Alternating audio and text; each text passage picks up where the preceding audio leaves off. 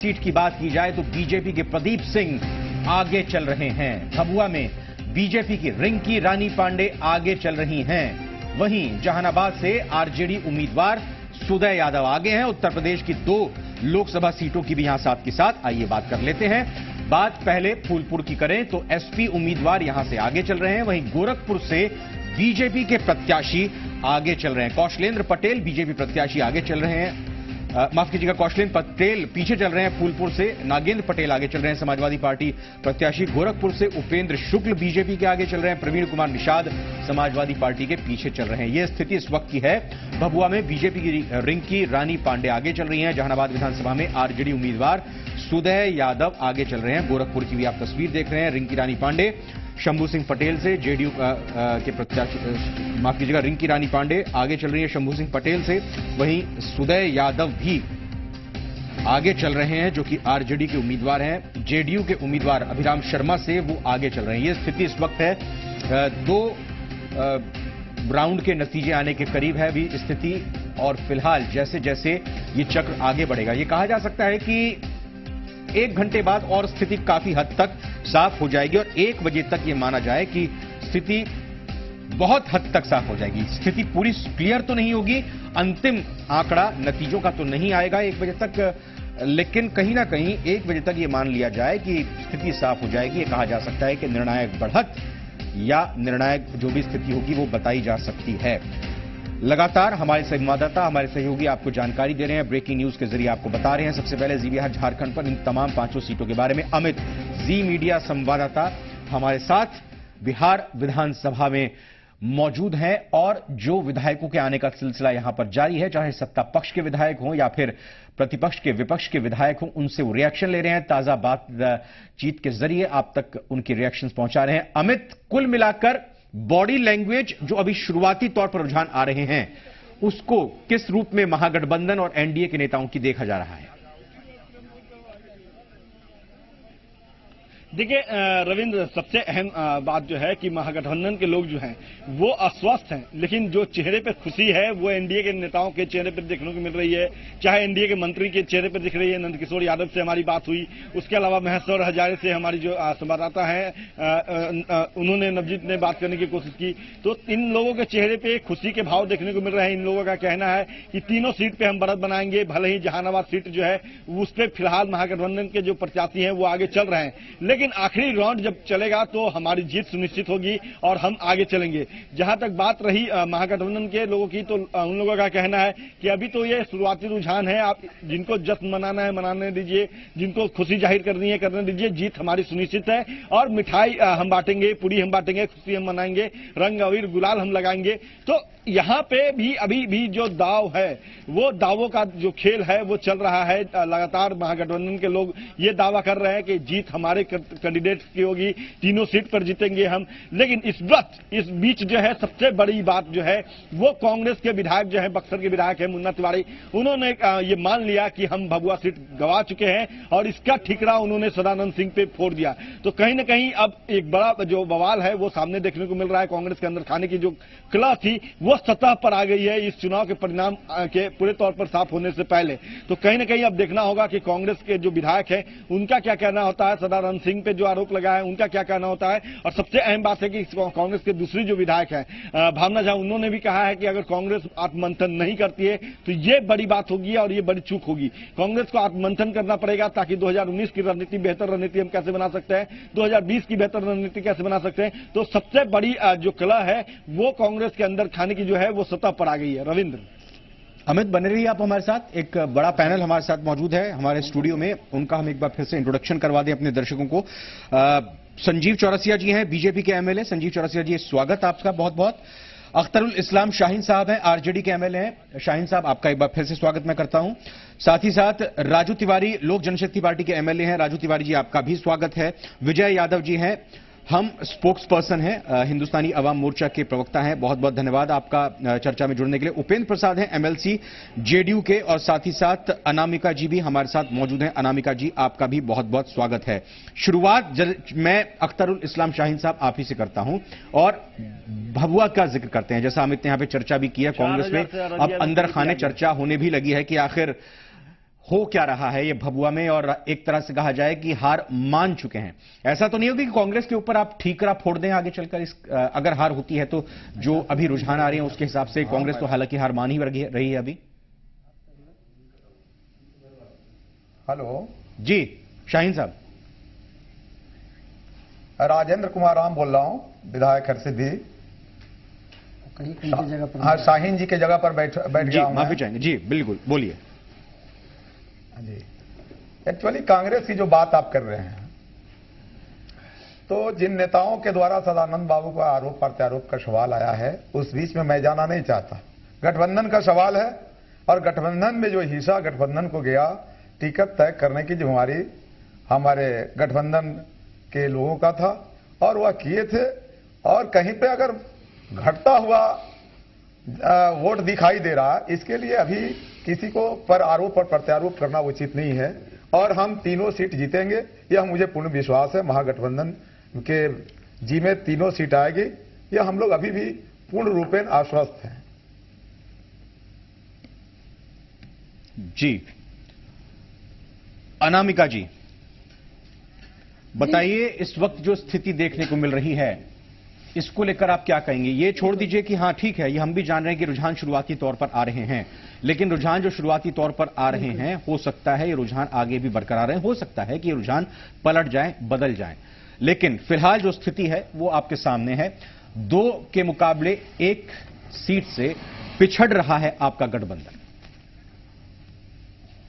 जी देखिए, अभी भभुआ की जो बात कर रहे थे और कांग्रेस की ओर से जो बातें आ रही है या अदर पार्टियों से, तो मैं बता दूं आपको कि कई ईवीएम मशीनें खराब हुई। और मेरा ये सवाल उठता है सरकार पे कि जब मतदान हुआ है कल वहां कार्यालय में इतनी तैयारी की, नहीं इतनी तैयारियां हो चुकी थी, उसके बाद इतनी मशीनें खराब होती हैं, फिर आप दोबारा वोटिंग करवाते, हो सकता है आपने सेटिंग कर ली हो। ये तो शुरू से ही ये सवाल एनडीए पे उठती रही है कि किस तरह से वो ईवीएम मशीनों में सेटिंग कर रहे हैं।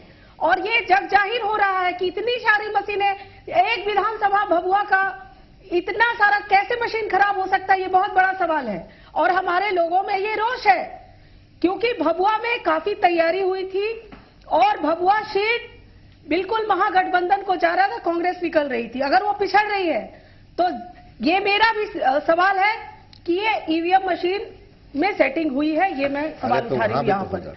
और जहानाबाद में हमारी पार्टी देखिए, जहानाबाद में आरजेडी उम्मीदवार आगे चल रहे हैं। 7वें राउंड की जो इस वक्त तस्वीर सामने है, 7000 वोटों से जहानाबाद में आरजेडी उम्मीदवार आगे चल रहे हैं। इस वक्त की बड़ी खबर, बड़ी ब्रेकिंग आपको दे रहे हैं जहानाबाद से, जहां सुदय यादव यानी कृष्ण मोहन इस वक्त आगे चल रहे हैं। जेडीयू के अभिराम शर्मा यहां से पिछड़ रहे हैं। जहानाबाद की स्थिति यह है, 7वें राउंड में 7000 वोटों से आगे फासला बढ़ चुका है। ये बढ़त बढ़ती जा रही है जहानाबाद में, और स्थिति काफी हद तक यहां पर आगे जाती हुई आरजेडी के उम्मीदवार के पक्ष में जाती हुई दिखाई दे रही है। जल्दी से इस पर मैं एक रिएक्शन ले लेता हूं। एमएलसी हैं जेडीयू के उपेंद्र प्रसाद जी। उपेंद्र प्रसाद जी, क्या हो रहा है जहानाबाद सीट पर? देखिए, जहानाबाद सीट निश्चित रूप से कोई सहानुभूति वोट भी पड़े हैं। दूसरी बात है कि जो भी 2005 के पहले बिहार में जो भी नरसंहार हुए उसमें ज्यादातर उसी इलाके में हुए हैं, तो उसका गवाह रहा है। इसलिए वहां पर जातीय जो ध्रुवीकरण है और जो उम्मीदवार जैसे हैं उससे ज्यादा गोलबंदी हुई। लेकिन जो व्यक्ति हमें वोट नहीं भी दिया वह भी इस बात को कबूल कर रहा था कि नीतीश कुमार के ही राज्य में इतना परिवर्तन हुआ है, इतना विकास का काम हुआ है, ये निश्चित रूप से। लेकिन हम इसको अंतिम परिणाम नहीं कहते हैं, क्योंकि जिस तरह से मैं तो क्षेत्र में घूमा हूं, वोटरों का जिस तरह से वक्तव्य हो रहा था, उससे लगता है कि अंतिम समय तक हम जीतेंगे, हमारी जीत होगी। और जहां तक ये जो बात कर रहे हैं मैडम, जो बात कर रही हैं, तो इससे तो यही लगता है कि जहां इनका सेटिंग लगता है कर ली है जहानाबाद में इन्हीं के अनुसार। मैं आरोप नहीं लगा रहा हूं, क्योंकि जहां ये हार रहे हैं वहां लगा रहे हैं कि ईवीएम मशीन में चेंज हुआ है और वहां जीत रही है। अब इनको ये स्पष्ट होनी चाहिए कि चुनाव सरकार नहीं कराती है, चुनाव आयोग कराती है। एक और बड़ी खबर जहानाबाद में, ठीक है, आपके दावे को, आपके आरोप को और बल यहां पर इस रूप में मिल रहा है कि जेडीयू के अभिराम शर्मा 15,000 वोटों से पिछड़ रहे हैं, यानी कि आरजेडी के उम्मीदवार सुदय यादव 15,000 वोटों से आगे चल रहे हैं। बड़ी ब्रेकिंग सबसे पहले जी बिहार झारखंड पर आपको बता रहे हैं। बताइए उपेंद्र प्रसाद जी, आप ये कह रहे हैं, ये आरोप लगा रहे हैं कि अगर ईवीएम की बात सही है तो फिर ईवीएम यहां पर क्यों आरजेडी के उम्मीदवार को जिता रही है, ये आप आरोप लगा रहे हैं? हाँ, तो वही तो मैं तो मैडम को जवाब दे रहा हूँ ना। देखिए निश्चित रूप से वहाँ एक सहानुभूति वोट मिला है और इनके पिताजी जो है वहाँ के जो जगदेव प्रसाद क्रांतिकारी जो नेता रहे हैं, शहीद हुए हैं, उनका वो शिष्य रहे हैं, कहीं न कहीं उनको सहानुभूति वोट मिला। अनामिका जी, पहले तो आप एक चीज डिसाइड कर लीजिए, एक चीज डिसाइड कर लीजिए, आप ये बता दीजिए कि ईवीएम अपने आप खराब हो रही है, ईवीएम खराब की जा रही है, उसके साथ छेड़छाड़ की जा रही है, आप खुद ही तय नहीं है अपने स्टैंड को लेकर, गढ़ रहा है, आप खुद ही अपने स्टैंड पर क्लियर नहीं है। हमारे ये क्या मतलब है ईवीएम पर आरोप आप लोग लगा देते हैं आराम से? बात तो हम निकल ही चुके थे। अरे इनका अभी तो देखिए जुमा 4 दिन की दोस्ती है, 4 दिन की जहाँ जीत रहे जहाँ तक कहना है उनका कहना यह है हमको तो कि लगता है तकनीकी जो प्रॉब्लम हुआ ईवीएम में, जो तकनीकी प्रॉब्लम हुआ वह सरकार के द्वारा सही तैयारी नहीं थी, चुनाव आयोग के द्वारा सही तैयारी नहीं थी। तकनीकी प्रॉब्लम मतदान हुआ, मतदान रुका ना, गड़बड़ियां हुई, वह चुनाव आयोग के द्वारा अगर सही तैयारी होती तो भभुआ में शायद उस तरह का तकनीकी प्रॉब्लम नहीं होता और चुनाव में जो गड़बड़ियां हुई है उस तकनीकी गड़बड़ी के कारण चुनाव हुए हैं क्या? तो जहानाबाद में तकनीकी गड़बड़ी जो हुई है, एक-एक करके, एक-एक करके। हमारी सरकार नहीं है, दोनों जगह हमारी सरकार इनको नहीं है। पहले स्पष्ट होनी 4 दिन में क्या हो गया? कहना है कि सरकार से उठ रहा है कि और जगह तकनीकी प्रॉब्लम नहीं हुआ, भभुआ में क्यों हुआ? अधिकार है, भभुआ में क्यों हुआ? चुनाव आयोग सरकार के अधीन काम नहीं करती है। अनामिका जी, मुझे एक चीज बताइए, एक मिनट गलबरिया में कोई जवाब मिल जाएगा आप लोगों को अपने सवाल का। एक मिनट अनामिका जी ये बताइए, जहां गड़बड़ी मशीन में हुई, जहां मशीन खराब हुई, कल चुनाव हुए ना फिर से वहां पर, कल फिर से चुनाव हुए ना और सही तरीके से चुनाव हुए। मैं कहाँ कह रही हूँ, यही तो मेरा आज वही प्रश्न पूछा जाए ना, तो मैडम मशीन है वो तो खराब हो सकती है, तकनीकी मशीन है वो तो खराब हो सकती है, ईवीएम में गड़बड़ी नहीं हुई थी, वीवीपैट में गड़बड़ी हुई थी, साफ कर दूं पहले। संवैधानिक व्यवस्था बताए। देखिए अनामिका जी का स्पष्ट कहना है, अनामिका जी का कहना है कि सरकार के द्वारा कहीं तकनीकी गड़बड़ियां करके उससे सेटिंग का काम किया गया। कहने का यह है ईवीएम पर सवाल नहीं है, वो सरकार पर सवाल है। राजेंद्र जी आप एक जवाब दीजिए। राजेंद्र जी क्या आप लोग हार का बहाना तलाशना शुरू कर चुके हैं? राजेंद्र जी नहीं होता है, नहीं, क्या हार का बहाना तलाश रहे हैं आप लोग? एक मिनट, अभी भी मैं कह रहा हूँ पुराना वाला काम है। जहाँ हार माने वहाँ हार स्वीकार कीजिए। तीनों तकनीकी प्रॉब्लम 27 ईवीएम पर हुआ, उस पर अनामिका जी का कहना है। ठीक है सर, लौटता हूं, अमित का रुख करते हैं। हमारे सहयोगी, हमारे संवाददाता लगातार बिहार विधानसभा से जुड़े हुए हैं, उनके साथ प्रदेश सरकार के मंत्री अमित, ओवर टू यू।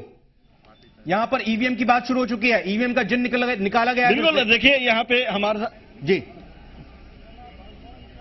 बिल्कुल हमारे साथ संतोष जी हैं। संतोष जी, लगातार महागठबंधन के लोग ये कहने लगे हैं कि ईवीएम में गड़बड़ी थी, इसलिए हम लोग कई जगहों पे पिछड़ गए, 2 जगहों पे।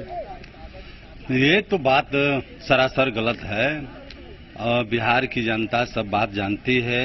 हम लोग चुनाव कैंपेन में थे, हम लोग जानते हैं, हम लोग का एनडीए का काफी वोट है। उसके साथ साथ बिहार में जो हम लोगों के नेता है माननीय नीतीश कुमार जी, उनके नेतृत्व में अभी बिहार की जनता काफी एकजुट है। इसलिए इस तरह का आरोप लगाना सरासर गलत है और कई बार महागठबंधन के राष्ट्रीय स्तर पर भी लोग इस प्रकार का आरोप लगा चुके हैं। उसका कहीं कोई नोटिस लेने वाला नहीं है। सीधा सीधी जो चुनाव हारेंगे तो कोई ना कोई बचने के लिए आरोप लगाएंगे। आखिर वजह क्या लग रही है कि क्यों ये हार गए चुनाव? चूंकि लगातार ये कह रहे थे कि जनता हमारे साथ है। नहीं, चुनाव तो अभी चल रहा है, मतगणना चल रही है, मतगणना चल रही है और चुनाव तो उन लोगों को हारना ही है, चुनाव तो हारना ही है। और जो लोग हारते हैं, हारेंगे तो नाना प्रकार के आरोप लगाएंगे। इसलिए बिहार की जनता सब बात जानती है, विकास और न्याय के साथ चलना चाहती है, न्याय के साथ विकास भी हम लोग की सरकार और हमारे नेता माननीय मुख्यमंत्री जी कर रहे हैं। इसलिए बिहार की जनता एनडीए उम्मीदवार को। तो जहानाबाद में आखिर क्यों आप हार गए? विकास की बात और न्याय की बात आप कर रहे हैं, जहानाबाद की जनता ने विकास और न्याय को क्या तरजीह नहीं दी? आपको क्या लगता है? नहीं, अभी वहाँ काउंटिंग चल रही है और काउंटिंग चल रही है। काफी उम्मीद है वहाँ के मतदाताओं से, वहाँ भी हमारे पार्टी के उम्मीदवार जीतेंगे। काउंटिंग चल रही है, इसका इंतजार करना चाहिए हम। इंतजार मतलब तीनों सीट आप जीत करके निश्चित तौर पर जीतेंगे। चलिए, तो ये संतोष जी हैं जो आश्वस्त है कि तीनों सीट हम जीतेंगे और जनता जो है, जो मतदाता है, ये काम को तरजीह देते हैं, विकास को तरजीह देते हैं। खैर अब दिखना होगा यहाँ पे कि रविंद्र की किनकी बातों में जो हकीकत है, सच्चाई है, वो सामने निकल के आती है। चूंकि गिनती शुरू है। अमित रजनीश मेरे साथ जुड़ रहे हैं, मैं जल्दी से एक अपडेट लेता हूं, उनके पास कुछ ताजा जानकारी इस वक्त अररिया से हमारे साथ मौजूद हैं। जी रजनीश, बताइए क्या स्थिति है इस वक्त? देखिए, आधिकारिक तौर पे पहले राउंड की घोषणा यहाँ पे हुई है, जिसमें कि जो सरफराज आलम आरजेडी के हैं, उनसे आगे चल रहे बीजेपी के उम्मीदवार प्रदीप सिंह करीब 4,483 वोट से। दूसरे राउंड की अभी घोषणा की जानी है, लेकिन जो अंदरूनी तौर पे जो एजेंट जो बाहर आ रहे हैं और अलग अलग जो विधानसभा क्षेत्र है उसमें जो बातें निकल कर आ रही है, उसमें अररिया और जो जोकीहाट है, इन जगहों पे आरजेडी ने बढ़त बनाई हुई है, जबकि 2 जगहों पे कांटे की टक्कर ऊपर नीचे चल रहा है और 2 जगह फारबिसगंज और रानीगंज में बीजेपी के उम्मीदवार जो है वो बढ़त, यानी कि अभी शुरुआती रुझान है ये। और 4-5 हजार का जो लीड है, बहुत ज्यादा लीड नहीं कहा जा सकता है लोकसभा के हिसाब से, तो अभी थोड़ा और इंतजार करना होगा, उसके बाद स्पष्ट तौर पे आधारिक तौर पे कुछ कहा जा सकता है। लेकिन यहाँ पे लड़ाई जो है बहुत अच्छी लड़ाई देखने को मिल रही है और दोनों में उम्मीदवारों में आगे पीछे जो है ये यहाँ पे काउंटिंग जो है वो चल रहे हैं। अभी बीजेपी के उम्मीदवार बढ़त बने रहिए आप हमारे साथ। भाई वीरेंद्र हमारे सहयोगी, हमारे संवाददाता अमित के साथ इस वक्त बिहार विधानसभा से मौजूद हैं। के माध्यम से हमारे दल के मुख्य सचेतक ललित कुमार यादव जी का प्रश्न था, उसी पर हम लोगों ने पूरक भी पूछने का काम किया है और अध्यक्ष जी से संरक्षण चाहा कि भाई निश्चित रूप से विधानसभा की कमेटी बनाकर और इसकी जांच होनी चाहिए, क्योंकि पूरे बिहार में गरीबों का मामला है और प्रधानमंत्री आवास योजना का मामला है, इसमें भारी मात्रा में लूटपाट हो रहा है, इसको रोका जाए और गरीबों को बिना पैसा लिए कहीं ऐसा तो नहीं कि उपचुनाव के परिणाम आपके फेवर में नहीं आ रहे इसलिए आप सदन से वॉकआउट कर? अरे भाई, उपचुनाव तीनों चुनाव जीत रहे हैं, क्यों आप गड़बड़ा रहे हैं? तीनों सीट जीत रहे हैं और नीतीश कुमार जी जिनकी सरकार, यहाँ उनकी जमानत जब्त हो रही है। लेकिन यहाँ पे एनडीए के लोग कह रहे हैं कि यहाँ जीन नहीं निकलेगा, आप जीन का समय खत्म हो गया, आप काम कर रहे हैं। जनता का जीन होता है, किसी दल का, हम लोग का जो जीन है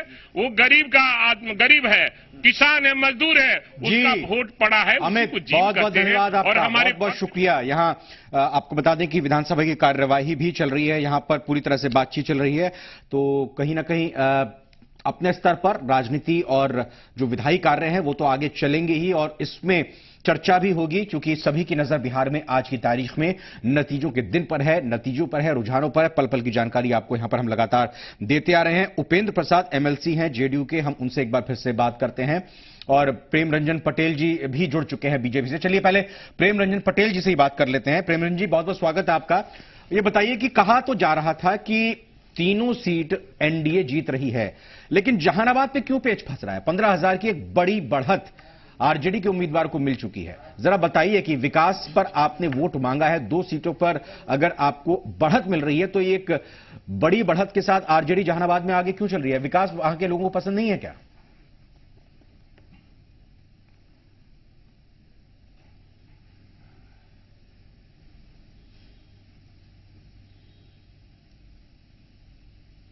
सवाल पहुंचा क्या सर मेरा आप तक? प्रेम रंजन जी, सवाल पहुंचा मेरा आप तक? हाँ, नहीं, फिर से एक बार दोहराएं। सर, आपके लिए सवाल है कि क्या विकास नहीं चाहते जहानाबाद के लोग अपना?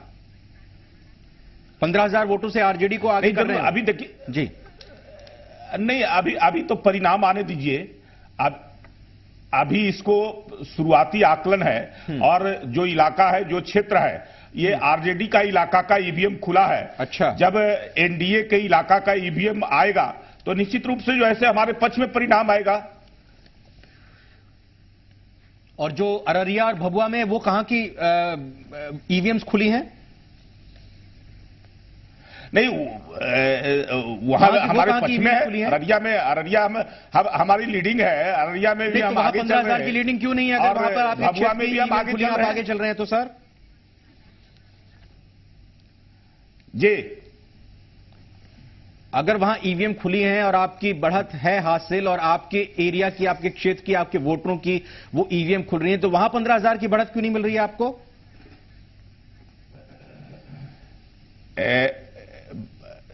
बढ़त आने दीजिए तो। अभी तो शुरुआती परिणाम है। आप अभी से क्यों चिंतित हो रहे हैं? जब पूरा परिणाम आएगा तो तीनों सीटों पर एनडीए की जीत होगी। वशिष्ठ नारायण सिंह जी कुछ बोल रहे हैं, जल्दी से उनको भी सुन रहे हैं। जेडीयू प्रदेश अध्यक्ष रिपोर्ट आया है और कार्यकर्ताओं ने सभी जगह से फीडबैक दिया है, उसमें एनडीए के उम्मीदवार सभी जगहों पर जीतेंगे। सभी जगह जैसे हाँ ना फिर हाँ करके आप लोगों ने लड़ा चुनाव? देखिए, उसमें एक स्टैंड हम लोगों ने लिया था कि हम लोग चुनाव वहां जहानाबाद में नहीं लड़ेंगे, लेकिन फिर चूंकि एक मजबूत घटक यहां पर बीजेपी भी है और उनके नेताओं ने रिक्वेस्ट किया था, तब हमने सोचा कि नहीं, व्यवहारिक भी है कि जब एनडीए के लोग ही घटक दल चाहते हैं कि हम चुनाव लड़ें, तो हम लोगों ने फैसला किया। इसलिए इसमें कोई विशेष बात नहीं। जिस तरह के दावे चल रहे थे महागठबंधन और एनडीए के बीच में, तो उसको क्या कहेंगे? देखिए, दावा करना स्वाभाविक है, चूंकि मनोबल बढ़ाने के लिए भी लोग करते हैं दावा, और एक कार्यकर्ताओं में उत्साह पैदा करने के लिए भी करते हैं। इसलिए दावा करना तो राजनीति में जब भी चुनाव होता है तो देखिए दावे पर दावे किए जाते हैं, इसलिए कोई इसमें आश्चर्य की बात नहीं। सर, एक बात और, जो डिनर डिप्लोमेसी है वो हो रही है, तो उसमें क्या कहेंगे? देखिए, डिनर अभी एकजुट करने का प्रयास हो रहा है। ये सभी लोगों के राग अलग थलग रहे हैं, इसलिए प्रयास किया जा रहा है वो लोग के द्वारा कि हमारे एकजुटता हो जाए, और इस एकजुटता से जब तक परिणाम अच्छा नहीं निकलेगा, क्योंकि अभी तो जहां का भी रिपोर्ट आ रहा है, आपने देखा त्रिपुरा का चुनाव हुआ और बीजेपी को कितनी शानदार सफलता मिली है, तो इसलिए घबराहट में, बेचैनी में ये सारी चीजें हो रही हैं। क्या था? तो वशिष्ठ नारायण सिंह यहां पर दावा करते हुए तीनों सीटों पर एनडीए के ही उम्मीदवार जीतेंगे। बहरहाल जो स्थिति अभी निकलकर सामने आ रही है, 4,000 वोटों से ज्यादा पर पहले राउंड की जो गिनती हुई है, पहले राउंड की गिनती के आधार पर वोटों की अररिया में प्रदीप सिंह बीजेपी के उम्मीदवार आगे चल रहे हैं। इसके अलावा अगर बात करें 7 राउंड की गिनती हो चुकी है वोटों की, जहानाबाद में 15,000 से ज्यादा वोटों से यहां आरजेडी के सुदय यादव आगे चल रहे हैं अभिराम शर्मा से, जो कि जेडीयू के उम्मीदवार हैं। इसी पर हम लगातार सवाल कर रहे हैं और चर्चा कर रहे हैं। उपेंद्र प्रसाद जी भी हैं हमारे साथ, एमएलसी हैं जेडीयू के। उपेंद्र प्रसाद जी, जरा बताइए, पिछली बार जब विधानसभा चुनाव 2015 में जहानाबाद सीट पर हुआ था, आरजेडी के उम्मीदवार को 76,000 वोट मिली थी, प्रवीण कुमार आरएलएसपी को 46,000 वोट मिली थी। सवाल इस पर करूंगा, लेकिन शिवानंद तिवारी क्या कह रहे हैं पहले उनको सुन लेते हैं। अररिया और जहानाबाद बहुआ में कंटेस्ट है, लेकिन वहां भी पलड़ा हमारी ओर झुका हुआ है, लेकिन हम 100% की दावेदारी नहीं कर सकते हैं, लेकिन 2 तो निश्चित रूप से हम लोग जीत रहे हैं। और देखिए, इसकी वजह है गरीबों की आह लगी है नीतीश कुमार को। ये जो शराबबंदी है, बालूबंदी है, इसने सबसे ज्यादा नुकसान जो है गरीबों को पहुंचाया है। नीतीश कुमार जब शुरू में मुख्यमंत्री बने तो उनके सामने गरीब थे। इन्होंने अति पिछड़ों को पंचायत में आरक्षण दिया, महिलाओं को आरक्षण दिया, बच्चियों को साइकिल दिया, पोशाक दिया। उस समय वाहवाही थी। और देखिएगा कि 2010 के चुनाव में नीतीश कुमार की आंधी जो है बह रही थी।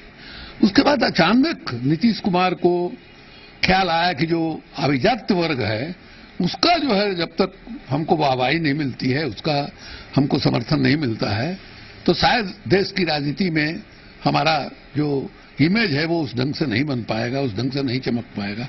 और इन्होंने एक दफा दारू को, शराब को गली गली पहुंचाया और उसके बाद अचानक ऐलान हुआ, बगैर कुछ सोचे समझे उसको बंद कर दिया। तो शिवानंद तिवारी ये कहते हुए कि 2-1 से तो हम जीत ही रहे हैं। बहरहाल पहले तो दावा तीनों सीटों का किया जा रहा था, लेकिन फिलहाल अब यह दावा कहीं ना कहीं अपने आप से कमजोर पड़ गया है और अपने आप से इसमें थोड़ा सा सुधार किया गया है शिवानंद तिवारी की तरफ से। 2-1 से यहां महागठबंधन जीत रहा है। बहरहाल वापस उसी सवाल पर लौटते हैं। Upendra Prasad, MLC JDU. उपेंद्र जी, जहानाबाद की बात मैं करना चाहूंगा। 30,000 के मार्जिन से आरएलएसपी उम्मीदवार नंबर 2 पर रहे थे। जब बीजेपी ने एनडीए ने मिलकर चुनाव लड़ा था तब आप नहीं थे। 30,000 का यह मार्जिन था। अब एनडीए का प्रत्याशी यानी जेडीयू के प्रत्याशी जो हैं वो 15,000 से 7 राउंड की गिनती के बाद पीछे चल रहे हैं। क्या आपको लगता है कवर अप हो जाएगा ये आंकड़ा? नहीं, देखिए, प्रयास तो है, लगता है कवर हो जाएगा, लेकिन नहीं भी कवर होता है तो जहानाबाद और अन्य जगहों में एक अंतर है। मैं पहले भी कहा कि जहानाबाद में एक नेता हुए थे शहीद जगदेव प्रसाद, जिन्होंने अगली और पिछड़ी राजनीति किए थे और उनकी शहादत हुई थी और उनके करीब के सहयोगी इनके पिताजी रहे थे। तो वहां का जो सामाजिक पृष्ठभूमि है कुछ अलग है बाकी जगहों से। तो एक तो वो आधार रहा। दूसरी बात कि जो जगदेव बाबू के जो करीबी इनके पिताजी रहे थे, इसलिए बाकी जो पिछड़े वर्ग थे उसमें उनके प्रति सहानुभूति रही। या एक कारण हो सकता है चूंकि दिवंगत हुए हैं तो इनको विकास से ज्यादा इनको सहानुभूति वोट का इनको लाभ मिला है। हत्यारे कौन थे ये भी बताते चलिए। जबकि जगदेव बाबू का हत्यारे कौन थे ये भी बताते चलिए। जबकि नहीं, जब मैं बोल रहा हूं बोलने दीजिए, आपकी बारी आएगी। जगदेव बाबू के हत्यारे कौन थे ये भी बताते चलिए। जितने भी वोटर थे निश्चित रूप से इस बात को स्वीकार करते रहे हैं कि पहली बार जहानाबाद में नीतीश कुमार के राज में विकास दिखा और निश्चित रूप से जहानाबाद के घर में विनाश दिखा है। घर में बिजली आई है, सड़कों का जहां सड़क का एकदम आधारभूत संरचना ही समाप्त हो गई थी। ये विकास वोटों में तब्दील क्यों नहीं हो रहा है, ये हम जानना चाह रहे हैं। मिल गई है, विकास का सारे हुआ। ये विकास वोटों में क्यों नहीं तब्दील हो रहा है कि जहानाबाद एक वैसा क्षेत्र है जहां सामाजिक लड़ाई का वो केंद्र बिंदु रहा है और वहां के नेता शहीद भी हुए। उन नेता के करीबी इनके पिताजी रहे हैं, इसलिए उस सामाजिक न्याय की लड़ाई का इनके पिताजी के दिवंगत होने के बाद इनकी सहानुभूति का लाभ मिला है। यह इनमें हो सकता है, अपवाद हो सकता है या, लेकिन बावजूद इसका जो वोट हमको नहीं भी दिया है वह भी इस बात को महसूस करता था कि पहली बार बिहार के लोगों ने नीतीश जी के नेतृत्व में विकास को नकारा है। विकास से करीब को देखा। नीतीश जी के नेतृत्व को नकारा है। इसलिए वैसी बातें नहीं है। बाकी को राजेंद्र जी जरा आप बता दीजिए, आप बता दीजिए 3-0 की बात करने वाले, 3-0 की बात करने वाले अब आप 2-1 की जीत को लेकर यहां पर आ रहे हैं। तो देखिए बड़ी खबर इस वक्त आ चुकी है। उत्तर प्रदेश से यूपी का समीकरण बदल रहा है। जी हां, गोरखपुर में 8 राउंड की गिनती पूरी हो गई है। पहले राउंड के आंकड़े ही बताए गए हैं। गोरखपुर में वोटों की गिनती की ताजा जानकारी प्रशासन की तरफ से नहीं आ रही है। गोरखपुर के डीएम खुद मतगणना केंद्र पर मौजूद हैं। 3 घंटे से मतगणना जारी है, लेकिन पहले राउंड के आंकड़े अभी तक बताए गए हैं, उसके बाद के आंकड़े नहीं बताए गए हैं। कहीं ना कहीं क्या कुछ चीजें इस वक्त गोरखपुर में हो रही हैं, इसको लेकर जानकारी निकलकर बाहर नहीं आ पा रही है। गोरखपुर में पहले बीजेपी 6,500 वोटों से आगे थी। गोरखपुर के समाजवादी पार्टी उम्मीदवार प्रवीण निषाद 1900 वोट से पीछे थे। फूलपुर लोकसभा सीट की बात कर रहे हैं। समाजवादी पार्टी उम्मीदवार यहां कहीं ना कहीं फूलपुर में आगे थे, लेकिन गोरखपुर का यहां मुख्य मुकाबला, हालांकि मुख्य मुकाबला दोनों ही जगहों पर है, लेकिन दोनों ही तस्वीरें जिस तरीके से सामने आ रही हैं, वहां पर गोरखपुर के फूलपुर की बात करें, लोकसभा सीट पर समाजवादी पार्टी नागेंद्र आगे चल रहे हैं। गोरखपुर लोकसभा सीट पर बीजेपी की बढ़त का अंतर बहुत कम हुआ है। पहले बीजेपी 6500 वोटों से आगे थी, अब 1900 वोटों से ही सिर्फ आगे रहेगी। अररिया की भी ब्रेकिंग न्यूज आ चुकी है। प्रदीप सिंह बीजेपी के प्रत्याशी लगातार आगे चल रहे हैं। 4866 का यह फासला हो चुका है। हालांकि लोकसभा सीट पर इस आंकड़े को, इस फासले को बहुत बड़ा नहीं कहा जा सकता। आरजेडी के प्रत्याशी को अभी तक 35,701 वोट मिले हैं। आरजेडी के प्रत्याशी ने 65,701 वोट हासिल किए हैं और अररिया से बीजेपी के प्रत्याशी प्रदीप सिंह 4,866 वोटों से आगे चल रहे हैं। रजनीश जी मीडिया संवाददाता अररिया में मतगणना केंद्र पर मौजूद है, उनसे अपडेट ले लेते हैं। कितने चक्र की वोटिंग के नतीजे अभी सामने आए हैं रजनीश? देखिए 2 चक्र की काउंटिंग जो है वो हो गई है। हालांकि अलग अलग जो विधानसभा है उसमें 3, 4, 5 अलग अलग काउंटिंग राउंड की